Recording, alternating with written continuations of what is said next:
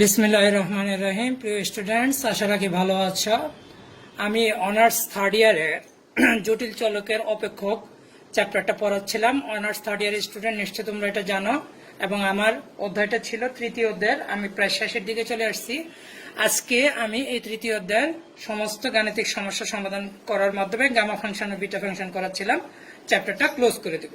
তা এর আগ পর্যন্ত অনুচ্ছেদ নাম্বার 1.3.13 এর আগ পর্যন্ত আমরা করে আসছি। এখন 14 থেকে আমরা করব। আজকে আমরা এই তিনটি অঙ্ক নিয়ে ডিসকাস করব। তো আমরা সবসময় তোমাদেরকে বলে আসছিলাম যে এর আগের দুটি লেকচার আগে বা তৃতীয় লেকচারের তিনটে লেকচার আগে আমরা একটা অঙ্ক করেছিলাম। সেই অঙ্কের কে সূত্রে কনভার্ট করে আমরা অঙ্কগুলো সাধারণত করছিলাম। তো আশা রাখি তোমাদের আগের ভিডিওগুলো যারা দেখছো তারা তাদের ধারাবাহিকতায় আজকের এই অঙ্ক ভিডিও হবে। তো আমরা সেটা করব। তো প্রথমে দেখো, আমরা 1 নম্বর অঙ্কটা করি। আচ্ছা, 1 নম্বর অঙ্কটা আবার এখানে রিপিট হতে হবে, তো এটাই করে ফেলি, ঠিক আছে? তো এখন এখানে আমরা ধরি যে এটা আমি সংক্ষেপ করছি আই সমান এটা। তার মানে আই সমান হচ্ছে কি, আসলে এখানে দুটি ইন্টিগ্রেশন, একটা হচ্ছে I1, তারপরে গুণ চিহ্ন, তারপরে হচ্ছে I2। এরপরে কাজটা তো আমাদের সহজ হয়ে গেল। I1 এর মানটা বের করবো। I1 = 0 π/2। আর এখানে 1/sin থিটা, তার মানে হচ্ছে সাইন এর পাওয়ার হচ্ছে -12 থিটা ডি থিটা। এটাই হচ্ছে এটা। তো তুমি তো জানো যে সাইন এর পাওয়ার যদি m হয়, কস এর পাওয়ার যদি n হয়, তাহলে তোমরা সূত্রটা জানো যে গামা অফ m+1, ওই সূত্রটাই আমরা এখন অ্যাপ্লাই করব। তো আমরা সংক্ষেপে করে ফেলতেছি। তো এই যে দেখো, এটার সূত্রটা এমন ছিল যে এইভাবে গামা চিহ্ন দিবা, তারপরে পাওয়ারটা হচ্ছে -12 + 1। এখন কস, এখানে কসের উপরে পাওয়ার প্রয়োজন ছিল, কস তো নাই, তার মানে পাওয়ারটা মনে মনে কত আছে, আমি আরেকটা লাইন বাতি লিখি, 0 আছে। অর্থাৎ এই π/2 এটাকে লিখলে এই সাইন m এর জায়গায় আছে -12 থিটা, আর কসের জায়গায় আছে কসের পাওয়ার 0 থিটা, তার মানে এইভাবে মিলে যায়। তাহলে n এর জায়গায় আছে 0, তাহলে 0 + 1, হ্যাঁ, এইভাবে গেল। তারপর নিচে একটা সূত্রের এটা আছে, তারপরে এভাবে গামা, তারপরে m+1, তাহলে m+1 আর সূত্রের হচ্ছে +2। তো এবার বাকি অংশটা তুমি করলে I1 = কত, এটা পাবা। অনুরূপ ভাবে I2 এর মানটা তুমি বের করবা, পাবা। তাহলে দুইটা মান এখানে বসিয়ে দিয়ে গুণ করবা, তাহলে তো হয়ে গেল। এটা একই, যে অঙ্ক এটা একই, এটাও একই। এভাবে আমরা তিনটি অঙ্ক সলভ করতে পারবো। এত টেনশন নিও না, এগুলো খুব সহজ অঙ্ক। পূর্বে করেছ শুধুমাত্র একটি করে, আর এখন কথা হচ্ছে দুইটা পার্ট গুণ করে দেবে, এছাড়া আর কিছু না। খুব একটা টেনশনের কিছু নেই। পরের অঙ্কটা আমরা দেখি। আর আমরা যে ফিরোজ আলম স্যারের বই থেকে অঙ্কগুলো করছি, ওই সিরিয়ালটা, সিকোয়েন্সটা মেনটেন করছি, এই বিষয়টা অতীত বারবার বলেছি। তো সেটা আজকেও আবার বলে রাখলাম, যাতে বুঝতে সুবিধা হয় যে আসলে 1.3.15 এটা দ্বারা আমি কি বুঝিয়েছি, বইয়ের কত নাম্বার, কোন বইয়ের, তাই না? আচ্ছা, এবার আসো এই অঙ্কটা, এগুলো আছে এখানে 3 নাম্বার আর 2 নাম্বার অঙ্কের মধ্যে পার্থক্যটা কি আসলে বুঝতে পারলাম না। এটা রুট চিহ্নটা দেয়া, আর এটা পাওয়ারটা হাফ আকারে লেখা, তার মানে এটা অর্থহীন কথা মনে হয়। আচ্ছা যাক, সেটা কোনো কথা না, আমি তোমাদেরকে শিখিয়ে দেই। যদি এই ধরনের ব্যাপার আসে, এবং এটা যেহেতু গামা ফাংশন আর বিটা ফাংশন থেকে, তাহলে কি হচ্ছে, আর লিমিটটা আছে 0 থেকে 1, আর এখানে রুটের ভিতরে 1 - x², তাহলে তুমি x এর মানটা হয় সাইন থিটা ধরবা, নাহলে কস থিটা ধরবা। সাইন থিটা ধরলে সুবিধা আছে, মাইনাসের ব্যাপারটা থাকে না। কস থিটা ধরলে একটা মাইনাস থাকে, তো তোমরা সাইন বা কস কিছু একটা ধরে করবা। তো আসো আমরা এখন করে ফেলি, যে কোনো একটা করলেই হয়। হ্যাঁ, ধরি সবসময় হয় x = কত ধরবো, x² = sin² থিটা ধরি, x² না, x ধরি sin থিটা। এটা সুবিধাটা হলো কি, তাহলে 1 - sin² থিটা হবে, সেটা cos থিটায় চলে আসবে। তাহলে dx = cos theta d theta.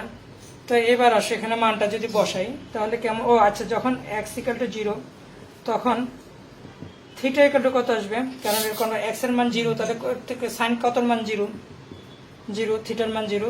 x = যখন 1, তখন থিটার মান চলে আসে কত, π/2। লিমিটও চেঞ্জ, এবার মানগুলো বসাই। তাহলে সুতরাং I সমান, এই যে 0 আছে, 1 হয়ে গেছে, π/2। x এর পাওয়ার, তার মানে হচ্ছে সাইন এর পাওয়ার 6, এটা theta two the power 6, R 1 - x² মানে 1 - sin² থিটা। আর এখানে dx মানে হচ্ছে cos থিটা d থিটা, তাহলে cos থিটা d থিটা। তো এবারে এই যে 1 - sin² থিটা মানে কি, 1 মাইনাস সাইন স্কয়ার থিটা হলো কস স্কয়ার থিটা, রুট থাকলে শুধু কস থিটা, সেই কস থিটা আর এই cos theta cos square theta, তাহলে কত আসলো 0 π/2, তাহলে এটা আসলে sine to the power 6 theta, আর এটা আসবে কস স্কয়ার থিটা আর ডি থিটা। তো ওই যে এম আর এন তোমরা যারা আগে করছো, তাহলে এম যোগ 1, তাহলে গামা অফ রুটের মতো মনে হলো এটা গামা, এম যোগ 1 গামা অফ এন যোগ 1, তারপরে gamma of M plus 1 M plus N plus 2, আর এখানে একটা সূত্র একটু, ঠিক আছে। তারপরে বাকি কাজটা তো তোমরা জানোই তোমরা কিভাবে করতে হয় এগুলো পূর্বের মতো, তাতে এটা করা হয়ে গেছে। তো অনুরূপভাবে এটা একই অঙ্ক, সবকটা একই অঙ্ক, তাহলে এইভাবে সবকিছু করে ফেলবা। তাহলে আসো আমরা নেক্সট গাণিতিক সমস্যা দেখি। তো এখন আমরা আসো 1.3.16 অনুচ্ছেদের গাণিতিক সমস্যাগুলি সমাধান করব। তো এর আগে তো আমরা করলামই, তোমরা যারা আজকের ভিডিওটা দেখতেছো হুট করে তারা হয়তো বা গাণিতিক সমস্যাগুলি সমাধান করতে পারবে না, তাদেরকে সাজেস্ট হচ্ছে যে প্রথম থেকে দেখে আসছে তার জন্য এগুলো কোনো ব্যাপার না, আর যে অন্তত পরপর 3টি ভিডিও দেখছে, আজকে সেই 3টি ভিডিওর তৃতীয় ভিডিও, তাহলে তার জন্য সমস্যা হবে না। কিন্তু হঠাৎ গেলে তুমি বুঝতে পারবে না যে স্যারে কি বলতেছে, কতক্ষণ পর পর শুধু হোমওয়ার্ক দিয়ে দিচ্ছে, কেন এরকম হচ্ছে বুঝবা না, বুঝতে পারছো। তা আগের গুলো দেখলে পরে ভালো। আর তোমরা যে কমেন্টের নাম লিখতেছো, ওই নাম লেখাচ্ছে আমার কাছে ইম্পর্টেন্ট হচ্ছে তুমি গাণিতিক সমস্যাগুলি দেখতেছো কিনা, বাসায় করতেছো কিনা, এগুলি সমস্যা, মানে এটাই আমার জন্য মানে সম্ভাবনা, এবং আমি চাই যে তোমরা এটা ভালোভাবে দেখবা। তো আসো এখন আমরা এই অনুচ্ছেদের এই 2টি অঙ্ক আছে, 2টি অঙ্কই দেখবো। এখানে একটা মিল আছে, এখানে x minus a lower limit a, আর এখানে বি মাইনাস এক্স, তো বি এখানে আছে, তো এখানে আবার লিমিট বি দিয়ে দিচ্ছে। আর এখানে এই ধরনের এই কাছাকাছি নিয়মের একটা গাণিতিক সমস্যা এর আগে আমরা গত ভিডিওর সর্বশেষ গাণিতিক সমস্যা করেছিলাম আলফা বিটা দিয়ে, এবং অন্যরকম ছিল, একটু রুট চিহ্ন ছিল। আর এইটা আর এটার সাথে একেবারে হুবহু মিল আছে, 2 এর জায়গায় এখানে এ, আর এখানে 2, আর 3 এর জায়গায় এখানে বি। তো আমি এখন কি করব, এইটা করব, এটা হোমওয়ার্ক থাকবে। কিছুক্ষণ পরে আবার আরেকটি গাণিতিক সমস্যা করব, সেখানে নাম্বার দেওয়া থাকবে, আলফা বিটা দিয়ে তখন করব না, তখন নাম্বার দিয়ে করব, মানে দুটি যে হয় সেটা বোঝানোর জন্য, বুঝতে পারছো। তো আমরা এখন এটা করে ফেলি, যে মনে করি এটা আমি অনেক আগে লিখেছিলাম 1, এবং ধরি লিখে এই জিনিসটা লিখছিলাম।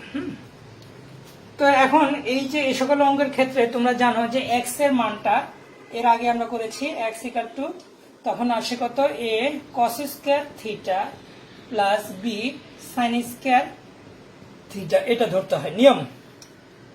এ কস স্কয়ার থিটা, এ মানে হচ্ছে 2, তো এটার জন্য যদি তুমি ধরতে তাহলে কি লিখতা, 2 সাইন স্কয়ার কস square theta 3 sign square theta, এইভাবে লিখতে। অর্থাৎ এইটা যে বি মাইনাস এক্স থাকবে না, বিটাকে সাইনের সাথে দিতে হবে, আর এক্স মাইনাস এ থাকবে সেটাকে কসের সাথে দিতে হবে, খেয়াল থাকে যেন। তাহলে এটাকে ডিফারেন্সিয়েশন করলে ডিএক্স ইকুয়াল টু কত আসবে, এটা কসকে করলে 2 চলে আসবে, সেই 2টা এইভাবে সামনে এই এ, তার কস থিটা, আবার করলে কস থিটা সাইন থিটা হয়ে যাবে কস থিটাকে, তাহলে এটা সাইন থিটা, আর প্লাস এখানে ডি থিটা থাকে, এখানেও আসবে, সেটা কমনে চলে যাচ্ছে, কস থিটাকে করলে মাইনাস আসে, তাহলে এটা মাইনাস এখানে দিলাম। পরে এইখানে ডি থিটাটা কমনে গেছে, এখানে বি আছে, তো পূর্বের নিয়মে এই 2টা পাওয়ারটা সামনে চলে আসলো, সেই সাইন থিটাকে করলে আবার কত আসবে কস থিটা, এবং উভয়ের জন্য ডি থিটাটা কমন থাকবে, সেটা সামনে চলে আসলো। তো আসো এবার আমরা কমন নেই, যে সাইন থিটা কস থিটা এবং ডি থিটা এগুলি সব কটা কমন যায়, তাহলে কমন গেলে আমাদের থাকতেছে কত, মাইনাস বিটা সামনে, এটা common 2 sine theta cos theta d theta, ভালো হয়ে গেল। এখন আমাদের কাজ হচ্ছে এক্স মাইনাস এর মানটা বের করা এবং বি মাইনাস এক্স এর মানটা বের করি। তাহলে আসো প্রথমে এক্স মাইনাস এ, এটার মান কত আসে সেটা বের করি। তাহলে এক্স মাইনাস এ, তাহলে এখানে তো এক্স ইকুয়াল তুমি লিখছো a cos square theta plus b sine square theta minus a, তাহলে দিলাম মাইনাস এ। তো এবার আসো বি সাইন স্কয়ার থিটা প্রথমে লেখো, মাইনাস এ কমন নাও, তাহলে কি আসবে, এটা 1 হয়ে যাবে, আর এইটা হয়ে যাবে মাইনাস কস স্কয়ার থিটা, ফলে এটা কি হবে sine square theta, b minus b sine square theta, আর এটা আসতেছে এ সাইন স্কয়ার থিটা। তো এবার কমন এলে B sine square theta common যাচ্ছে, সরি কি করলাম এটা, এই যে সাইন স্কয়ার থিটা কমন যাচ্ছে, তাহলে বি মাইনাস এ সাইন স্কয়ার থিটা, এই হচ্ছে কমনের বিষয়। এক্স মাইনাস এ, এর মানটা আমরা বের করে ফেললাম, এই মানটা আমরা পরে আমরা এখানে বসাবো আর কি কিছুক্ষণ পরে। তাহলে এখন হচ্ছে আমাদের বি মাইনাস এক্স বের করতে হবে, বুঝতে পারছো? তো লিখলাম বের করতে হবে যেহেতু বি মাইনাস এক্স, একটু জায়গা এখানে দিয়ে দিলাম বি, বি তো বি এক্স, এক্স সমান তো তুমি এখানে ধরে রাখছো যে a cos square theta minus b sine square theta, জায়গা হচ্ছে কিনা দেখতে পাচ্ছ কিনা সেটা একটা টেনশনের বিষয়। তো এবার আসো এখানে এই যে বিটাকে কমন নিচ্ছে এটার সাথে, তাহলে b 1 minus sine square theta, আর এখানে এ কস স্কয়ার থিটা আগেই ছিল, লিখলাম 1 মাইনাস সাইন স্কয়ার থিটা মানে হচ্ছে কস স্কয়ার থিটা, আর এখানে মাইনাস এ কস স্কয়ার থিটা আবার কমন যাবে, তাহলে বি মাইনাস এ কস স্কয়ার থিটা, তাহলে এটা বি মাইনাস এক্স সমান তুমি পেয়ে গেল, দুইটা কাজ হয়ে গেল। এখন লিমিট চেঞ্জ করতে হবে, লিমিট হচ্ছে এইটা দিয়েও করতে পারো অথবা এটা দিয়েও করতে পারো, একটা দিয়ে করলে দুইটা একই রেজাল্ট আসবে, বুঝছো? আমরা এটা কাছে আসছে এটা দিয়ে করি, যখন এক্স ইকুয়াল টু এ, এই যে লিমিটের মানটা তো এটা, তখন তো এক্স এর মানে এ বসাবো, এখানে এ বসালে কি আসবে, এ বিয়োগ এ ইকুয়াল টু 0, তাহলে sign square theta equal to কত আসবে 0, তার মানে সাইন থিটা ইকুয়াল টু কত আসবে 0, তার মানে থিটা ইকুয়াল টু কত আসবে 0, কথা বুঝতে পারছো? আর যখন এক্স ইকুয়াল টু বি, তখন এখানে কি আসে বি মাইনাস এ, তো এই যে এক্স এর মান তো আপার লিমিট বি, তখন এখানে আসবে বি মাইনাস এ। আচ্ছা ঠিক আছে, তাহলে বি মাইনাস এ আর বি মাইনাস এ কাটাকাটি গেলে কত আসবে 1, তাহলে sign square theta equal to কত আসলো 1, মানে সাইন থিটা ইকুয়াল টু কত 1, মানে থিটা ইকুয়াল টু কত আসবে, তখন আসবে π/2, তাহলে এটা হচ্ছে π/2, লিমিটটা চেঞ্জ হয়ে গেল, আমাদের সকল কাজ কমপ্লিট, জায়গাটা শুধু কম বেশি এছাড়া আর কিছু না, আমাদের সব মোটামুটি কমপ্লিট হয়ে গেছে। এবার আমরা মানগুলো বসাবো, আই সমান এই যে লিমিট কিন্তু এখন চেঞ্জ, ফলে এখানে এ এর জায়গায় এখন কত আসবে 0, আর বি এর জায়গায় আসবে π/2, এক্স মাইনাস এ এটা সমান এইটা, তবে পাওয়ার থাকবে কত 5, তাহলে লিখলাম যে বি মাইনাস এ, এটার উপরে পাওয়ার হচ্ছে 5, আর সাইন আগে ছিল পাওয়ার 2, এখন আছে 5, তাহলে sine to the power 10 theta গেল, ঠিক আছে, এটা গেল। বি মাইনাস এক্স, এই যে বি মাইনাস এ পাওয়ার হচ্ছে 3, তাহলে বি মাইনাস এ পাওয়ার হচ্ছে 3, আর এখানে কস, তাহলে এটা 6 হয়ে যাবে, কস টু দি পাওয়ার 6 থিটা। এইবার আসো আরেকটা জিনিস রইল ডিএক্স, এই যে ডিএক্স এর মানটা কত, বি মাইনাস এ, লিখলাম বি মাইনাস এ, তারপর আরো আছে 2, আর অনেক বড় হচ্ছে না, সাইন থিটা কস থিটা, আরো আছে ডি থিটা, লিখলাম নিচে, পরের লাইনটা লিখলে একটু সুবিধা হয়ে যাবে 0 π/2। তো এবার আসো এখানে বি মাইনাস এর পাওয়ার হচ্ছে 5, 3 কত আসলো 5 4 3 8, আর এইখানে একটা আছে, তাহলে টোটাল হয়ে গেল বি মাইনাস এর পাওয়ার হচ্ছে 9। এটাকে ধ্রুবক, তো এটা বাইরে লিখে ফেললাম একসাথে না, আমার জায়গা তো শেষ হয়ে আসছে, এটা তো তুমি বুঝতে পারছো যে স্যারের জায়গাটা এখানে এখানে শেষ হয়ে আসছে না, বি এটা পাওয়ার হয়ে গেছে 9। এবার আসো সাইন এখানে 10, আর এখানে আছে একটা, তাহলে 11 হয়ে গেছে, সাইন 11 থিটা, কস এখানে 6 আর এখানে একটা 7, কস 7 থিটা, আর বাকিগুলো অঙ্ক না। তারপর এটা হচ্ছে সূত্রের মতো আগের m+1 গামা অফ m এর জায়গায় আছে 11, তাহলে 11 যোগ 1, তার গামা অফ 7 যোগ 1, তারপর এখানে সূত্রের 2, তারপরে এই একটু ভুল আছে, একটু ভুলটা আমি সংশোধন করবো আর কি, একটু ডি থিটাটা একটু খাপায় লিখি সংশোধন করবো, একটু ভুল আছে, এই যে এটা লিখিনি, ওটা পরে লিখতেছি, হ্যাঁ। তাহলে m+1, তাহলে 11 যোগ m+n যোগ 2, সূত্রের 2, এই হলো ব্যাপার। আর এখানে একটু ব্যাপার রয়ে গেছে, এই যে বি মাইনাস এ, এটার পাওয়ার হচ্ছে 9, বাকিগুলা আশা রাখি তোমরা পারবা, গামা ফাংশনের ওই অংশগুলো তোমরা ভালোই বুঝতে পারো। তো অনুরূপ ভাবে এটাও করে নিবা, এখানে এক্স এর জায়গায় লিখবা যে 2 cos স্কয়ার থিটা ধরে একেবারে হুবহু করবা, তাহলে মিলে যাবে। তাহলে এখন আমরা আমাদের সর্বশেষ অনুচ্ছেদে চলে আসছি। সর্বশেষ অনুচ্ছেদে হলো 1.3.17, এটা 3টি গাণিতিক সমস্যা আছে, দেখো যে কাছাকাছি আগের মতোই অঙ্কগুলো। এটা একটু ডিফারেন্ট, তাই প্রথমে এটা করে ফেলবো নাকি আগে এটা করব নাকি এটা করব। আচ্ছা দেখি আগে প্রথমে 1 নাম্বারটা করে ফেলি। এখানে 1 লিখছি, এখানে 2 লিখছি। এতক্ষণ টার্গেট ছিল যে আগে এটা করে ফেলি, তাহলে হ্যাঁ তো এটা করি, তারপরে এটা করার পরে ভিডিওটা ক্লোজ। হ্যাঁ, কারণ এই দুটো তো একই। তো গত ভিডিওর সর্বশেষ গাণিতিক সমস্যা এক্স মাইনাস আলফা এই বিটা মাইনাস এক্স, আর কিছুক্ষণ আগে x minus A B minus x এইভাবে করিয়েছি। এখন সাংখ্যিক মানগুলো দিয়ে করলে কেমন আসে সেটা দেখবো, এই জন্য এটা। তাহলে ধরি তুমি দেখো কিছুক্ষণ আগে আমরা বলছিলাম 3 cos স্কয়ার থিটা ধরতে হবে, প্লাস এখানে 7 মাইনাস এক্স, হ্যাঁ মাইনাসটা বসে নেই, প্লাস 7 সাইন স্কয়ার থিটা এইভাবে ধরতে হবে। হলে ডিএক্স ইকুয়াল টু কত আসে? এই দুইটা তো সামনে আসবে, তখন এটা হয়ে যাবে 6, তারপরে এটা হয়ে যাবে cos থিটা, তারপরে এই cos থিটাকে আবার করলে সাইন থিটা।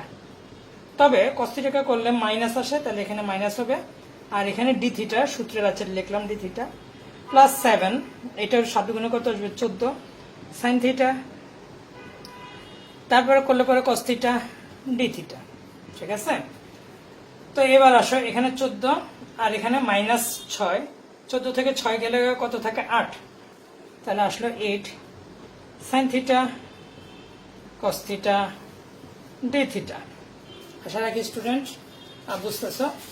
এরপরে আমরা যেটা করব লিমিটের এক্স মাইনাস 3 এটা সমান কত সেই মানটা বের করব, যেটা আমরা আগের অঙ্কগুলোতে করে আসছি, একই কাজ এখানে করব। তো এবার আসো এক্স মাইনাস 3, তো এক্স সমান তো তুমি ধরছো 3 cos square theta plus 7 sign square theta minus আবার 3 ধরো। ঠিক আছে, এই যে এক্স এর মান বসালে আর 3 বসে মাইনাস দিয়ে বসে, তাহলে এখান থেকে মাইনাস 3 কমন নিলে কেমন আসে? এটা 7 সাইন স্কয়ার থিটা, আর এখানে মাইনাস 3 কমন নিলে 1 মাইনাস cos স্কয়ার থিটা। তো cos স্কয়ার থিটা হয়ে যাবে সাইন স্কয়ার থিটা না, তাহলে 7 sign square theta minus 3 sign square theta সমান 4 সাইন স্কয়ার থিটা, সেটা হচ্ছে এক্স মাইনাস 3 এর মান। অনুরূপ ভাবে 7 মাইনাস এক্স এর মান বের করো, 7 মাইনাস এক্স, তো 7 মাইনাস এই যে এক্স এর মান তো এটা, তাহলে মাইনাস 3 এক্স স্কয়ার না 3 cos square theta minus 7 sign square theta. তো এবার 7 কমন নাও, 7 কমন নিলে 1 minus sine square theta minus 3 cos square theta. ঠিক আছে, এবার 1 মাইনাস সাইন স্কয়ার থিটা সমান কত? cos স্কয়ার থিটা, তাহলে কত আসলো? cos square theta minus 3 cos square theta, তাহলে আসলো 4 cos স্কয়ার থিটা। তাহলে এটা সমান কত আসলো? 7 মাইনাস এক্স। এবার লিমিটের কাজ এটা দিয়ে করা যায়, এটা দিয়ে করা যায়, তোমার ইচ্ছা, তুমি যেটা এটা কাছে আছে এটা দিয়ে করবো। যখন x ইকুয়াল টু 3 তখন এবার আসো এখানে x এর মানটা, এই যে x এর মান লিমিট 3, তো এখানে 3 যদি বসে দাও, 3 থেকে 3 গেলে 0, তাহলে সাইন স্কয়ার থিটা গেল 0, তার মানে সাইন থিটা গেল 0, মানে থিটা গেল 0। আর যখন x এর মান এখানে 3 আর এখানে কত 7, তখন তো এখানে 7 বসাও, 7 থেকে 3 গেলে কত থাকবে 4, তাহলে এই 4 আর এই 4 কাটা, তাহলে 1 sign square theta equal to 1, তার মানে সাইন থিটা ইকুয়াল টু 1 মানে থিটা ইকুয়াল টু π/2। সব কিছু পূর্বের মতো মিলে গেল। তো এবার মানগুলো বসাও, এই যে এখানে আই দিয়ে বসাচ্ছি। আই প্রথমে আসলে লিমিটটা তো চেঞ্জ হয়ে গেছে, 3 তো আর 3 নেই, 3 হয়ে গেছে 0 আর উপরে হয়ে গেছে π/2। এই যে রুট চিহ্ন, রুটটা হচ্ছে x মাইনাস 3 এর উপরে রুট আছে, তো x মাইনাস 3 কত? x মাইনাস 3 হলো 4 সাইন স্কয়ার থিটা, তো রুট থাকার কারণে এই 4 হয়ে গেছে 2, আর এই সাইন স্কয়ার থিটা গেছে শুধু সাইন থিটা। আচ্ছা, এইবার আসো 7 মাইনাস এক্স, সেটা হচ্ছে 4 cos থিটা, তাহলে সেটা কত হয়েছে 2 cos থিটা। এবার আসো dx ইকুয়াল টু আছে 8 sin থিটা cos থিটা, তাহলে 8 sin থিটা cos থিটা। আরো রইল সূত্রের না, আরো রয়ে গেল ডি থিটা। এইবার আসো সব কিছু মিলে 0 π/2, 2 দুগুণা 4, 4 8 32, 32টা বাইরে লিখলাম, একটা sign square theta cos square theta, তো ঝামেলা নাই, sign square theta cos square theta. তো আর এখানে ডি থিটা। তো এবার এটা তো এম এর জায়গায় 2, এন এর জায়গায় 2, তো এখানে এই 32 তো রইলই, আর এখানে ওই যে m+1 মানে 2+1, n+1 মানে 2+1, m প্লাস এখানে সূত্রে 2, আর এই m+n তার মানে 2+2 আবার একটা 2, তাই না? তা বাকিটা ক্যালকুলেশন করলে কত আসে সেটা তুমি করে মিলিয়ে দেখবা। এরপরে আসো স্টুডেন্টস, সর্বশেষ যে গাণিতিক সমস্যাটা আছে সেটা এটা।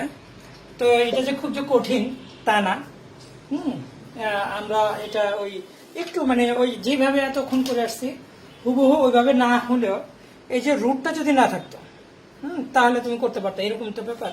তো রুটটা অ্যাভয়েড করার পদ্ধতি এই 2 কে যদি তুমি এই x কে যদি 2 cos স্কয়ার থিটা অথবা 2 sin স্কয়ার থিটা ধরো, তাহলে কি সুবিধা হবে? তো 2টা কমন গেলে 1 minus cos square theta sin theta এগুলো ইত্যাদি চলে আসতেছে। তো আমি cos এখন sin দিয়ে করছি, একটা cos দিয়ে করি, ধরি x equal two cos sin দিয়ে করলে কিন্তু মিলবে 2 cos স্কয়ার থিটা। তাহলে x এর মান তো এখানে বসায় দিলা না, 2 cos স্কয়ার থিটা, আর এখানে 2 মাইনাস x, সুতরাং 2 মাইনাস x ইকুয়াল টু কত আসছে? 2 মাইনাস 2 cos স্কয়ার থিটা। তো এবার আসো 2 কমন নিলে 1 মাইনাস cos স্কয়ার থিটা সমান 2 sin স্কয়ার থিটা। ঠিক আছে, এই কাজটা হয়ে গেল। এবার লিমিট চেঞ্জ করি, যখন x ইকুয়াল টু 0 তখন x ইকুয়াল টু যখন 0 তখন কত? x ইকুয়াল টু 0 তখন থিটা ইকুয়াল টু কত আসে সেটা বের করি। তো x equal two 0, x equal two 0 হলে 2 মাইনাস 0, তাহলে এখানে লিখবো 2 মাইনাস 0। তো 2 মাইনাস 0 হলে তো এখানে 2 থাকবে, তো 2 কাটা, 2 কাটা হলে এবার কি হচ্ছে? sin square theta equal to কত চলে আসবে? 1, তার মানে থিটা ইকুয়াল টু কত চলে আসবে? π/2। লিমিটে একটু উল্টাপাল্টা আসতেছে, চেঞ্জ করতে হবে। আর যখন x ইকুয়াল টু 2 ধরবা, এখানে 2 আপার লিমিট, তখন থিটা ইকুয়াল টু আসবে 2 বিয়োগ 2 ইকুয়াল টু 0 সমান আসবে 0। তাহলে সুতরাং তোমার ইন্টিগ্রেশনের যে ব্যাপারটা দাঁড়াচ্ছে i সমান এইখানে 0-র জায়গায় হয়ে যাবে তোমার π/2, কারণ 0 হলে π/2 আসে, আর 2 এর জায়গায় হয়ে যাবে 0, তাহলে এটা হচ্ছে 0। আর এখানে x, এটা রুট চিহ্ন এভাবে রইল, এখানে 2, এটা ধরছে 2 cos স্কয়ার থিটা, তাহলে লিখলাম 2 cos স্কয়ার থিটা, আর 2 মাইনাস x ইকুয়াল টু হলো 2 sin স্কয়ার থিটা, এই যে 2 sin স্কয়ার থিটা সমান 2 sin স্কয়ার থিটা। আর একটু কাজ ভুলে হয় এখনই করে দিচ্ছি, 2 sin স্কয়ার থিটা, এগুলি সব কটা রুটের ভিতরে। আর একটা হয় না, আমি d থিটা dx এর মানটা বের করে নিই, 2 মাইনাস x, তো এখানে আবার dx ইকুয়াল টু, তাহলে dx ইকুয়াল টু সমান কত আসবে? 0 মাইনাস dx ইকুয়াল টু এই 2টা সামনে চলে আসবে, কত আসবে? 4 sin theta cos theta d theta, তাহলে dx ইকুয়াল টু কত আসতেছে? Minus 4 sin theta cos theta d theta. তো এবার আসো এখানে আমরা সবকিছু বসাই দিই। dx এর মানটা কত আসতেছে? মাইনাস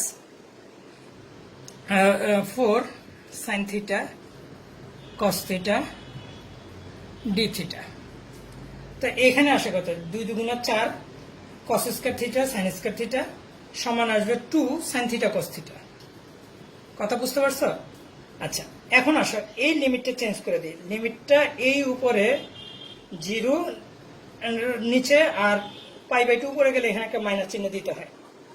গেল সেই মাইনাসটা, আর এই মাইনাসটা যখন বাইরের দিকে আসবে তখন কাটাকাটি হয়ে এটা প্লাস হয়ে গেল, এই মাইনাসটা আবার বাইরে আসতেছে। এই রুটের কারণে 2 একটা 2 থাকলো, এই cos স্কয়ার আর sin স্কয়ার থিটা শুধু cos থিটা sin থিটা হয়ে গেল। আর এখানকার 4, এখানে 4 থাকলো, আর এখানেও কত আসলো? sin theta cos theta. বাকি অঙ্ক তো খুবই সহজ। আর এখানে d থিটা। তো এবার এই 4 2 8, এটাকে আমি বাইরে রাখলাম, এই লিমিট 0 π/2, আর এখানে cos sin, তাহলে কত আসলো? sin square theta cos square theta, আর এখানে কত? d theta. তাহলে এবার m এর জায়গায় 2, n এর জায়গায় 2, তাহলে এইভাবে করে ফেলবা। হ্যাঁ, তাহলে দীর্ঘদিন ধরে অনার্স 3য় বর্ষের স্টুডেন্টদেরকে আমি প্রায় 3 মাস 4 মাস ধরে আমি অনলাইন ক্লাস সপ্তাহে অন্তত একটি করে দিয়ে আসতেছি।